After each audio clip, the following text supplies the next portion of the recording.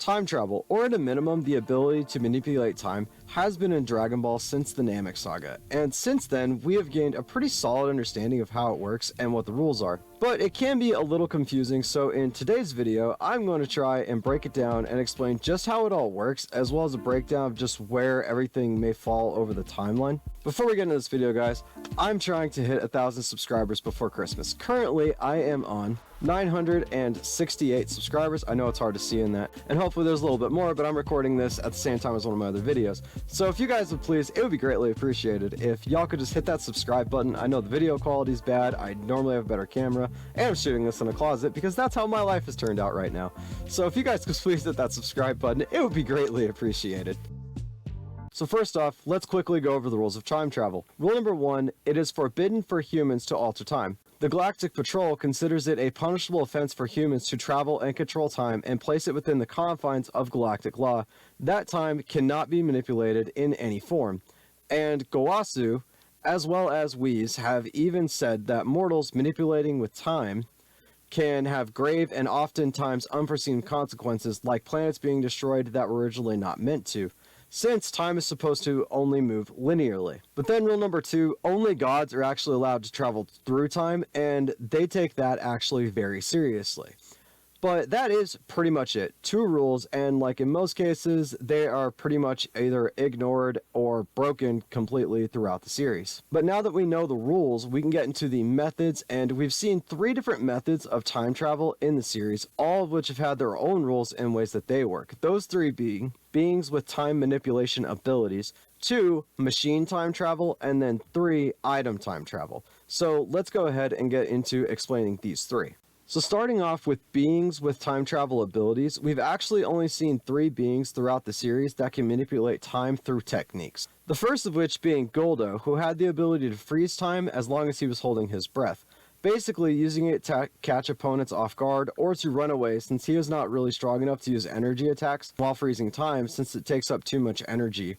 Now, since he is freezing time, this will not affect the time stream, since everything still moves linearly. He's just stopped in that one moment. The next person we see manipulate time is actually Hit. So Hit has several time-based abilities. His time skip, where he jumps forward in time in order to attack his opponents, and through this he's also has the ability to freeze time. His Tides of Time, where he creates a pocket dimension out of all of the time he stores up while he's time skipping. This is a passive ability with his time skip. He uses this to avoid his opponent's attacks, where they just slip right through him, but he cannot attack physically, relying on his time release ability to attack. Which brings us to the time release, where he sends invisible energy blasts through his pocket dimension to attack an opponent. He has time lag, where he slows down an opponent's time, decreasing their movement and speed. Time prison, where he will continually use time skip, then after striking an opponent, he will attach a time cage to them, and this makes it where they cannot move and are actually frozen in time. But then the third person we see is actually Whis, and by that I don't just mean Whis, I actually mean all of the angels, since all of the angels share pretty much the same abilities when it comes to this.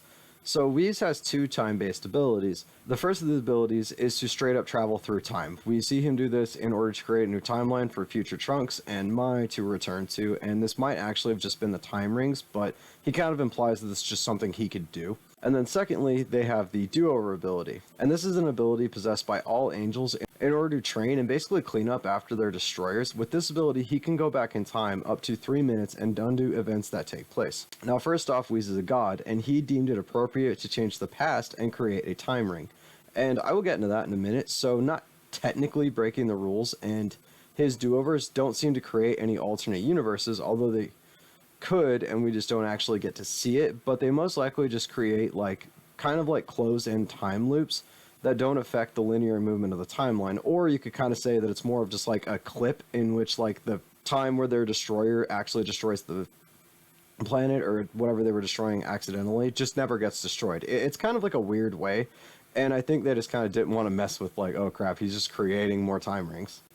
But that's pretty much it for time travel abilities, and now we can move on to machine time travel. We actually only know about 3 time machines in existence.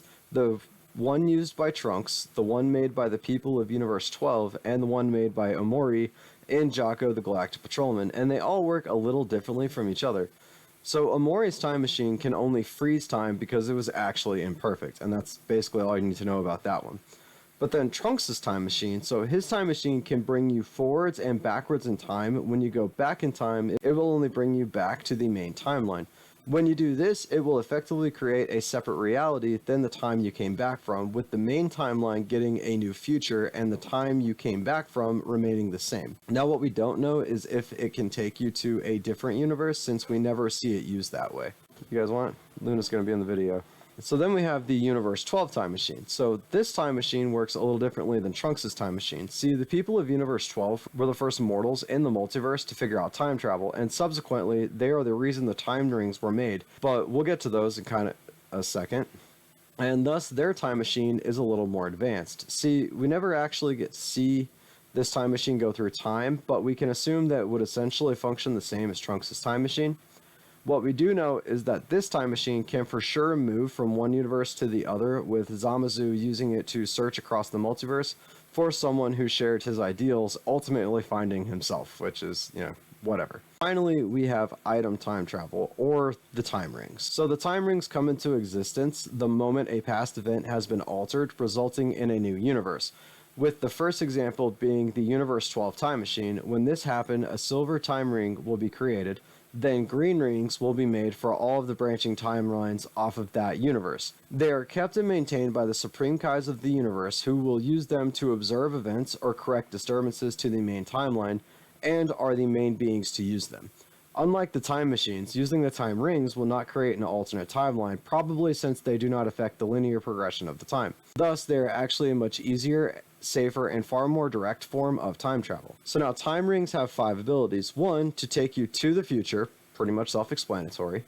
2, return you to your present, also pretty self-explanatory because they take you back to the moment you left. 3, they can detect a disturbance in time, and when it detects one, it will create a portal back in time to the disturbance. Then once the disturbance has been corrected, the user will be forcibly pulled back to the time where they left. And we see this happen when Goku Black follows Trunks' time machine back in time. Then the silver rings can bring you into the separate green rings timelines, and they allow the user to survive their past self being destroyed, and this not only saves them, but also their entire backstory and universe they came from. Now, in order to use a time ring, you do have to meet a couple of criteria. You have to be wearing a Kai's Patara earrings, then say how many years you want to go into the future. If you are not a Supreme Kai, you can borrow the earrings, then basically fist bump the hand of the other person with the ring on it, but that's pretty much it. There's no limit to how many times you can actually do this. They also do not prevent you from changing the future you go to and making more rings, as we see when Zamasu uses the Super Dragon Balls multiple times even in separate timelines. And this might be because, once again, the rings only move you forward and not backwards, most of the time, unless actively trying to prevent more time rings from being created. But that is pretty much every way you can time travel in Dragon Ball and what effects it will have on the timeline. Most likely in the next Dragon Ball video I'm going to do is go over all of these separate branches that we actually see throughout the entire series. So please remember to hit that notification bell so you don't miss that video. And while you guys are down there hitting that notification bell, guys, please let me know in the comments if I missed anything, or if I got something wrong, or anything you would like for me to cover in the future. And also, while down there, please remember to hit that subscribe button, hit that like button, and I will see you guys in the next video.